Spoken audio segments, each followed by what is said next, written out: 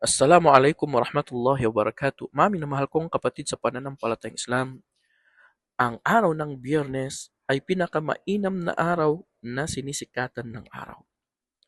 Ang araw na ito ay isang natatanging araw na pinili ni Allah Subhanahu wa Ta'ala para sa mga mananampalataya, na kung saan ang araw na ito ay punong-puno ng mga biyaya, punong-puno ng mga kabutihan at gantimpala mula kay Allah Subhanahu wa Ta'ala. At mula sa mga kabutihan at gantimpala na ipinagkaloob ni Allah Subhanahu wa Ta'ala para sa mga mananampalataya sa araw na ito, na may natatanging oras.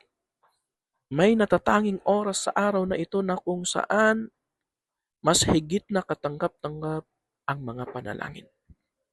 Ayon sa hadith na iniulat ni Imam Bukhari wa Muslim, sinabi ng ating mahal na propeta Muhammad sallallahu alaihi wasallam, "Inna fil jum'ati la sa'atan la yuwafiquha 'abdun muslimun yas'alullaha khairan illa a'tahu iyah." Sinabi ng ating mahal na propeta Muhammad sallallahu alaihi wasallam, tunay na sa araw ng Biyernes ay may natatanging oras na kapag ang isang Muslim ay humihiling kay Allah Subhanahu wa Ta'ala ng anumang kabutihan, ay ipagkakaloob ito sa kanya. At sa ibang salaysay ni Imam Muslim, sinabi ng ating mahal na propeta Muhammad sallallahu alaihi wasallam, "Wahiya sa'atun khafifa." Ito ay maikling panahon lamang. Ayon sa pinakatanyag na opinyon mula sa mga karamihan ng ating mga pantas, ang natatanging oras na ito ay pagkatapos ng Salatul Asar.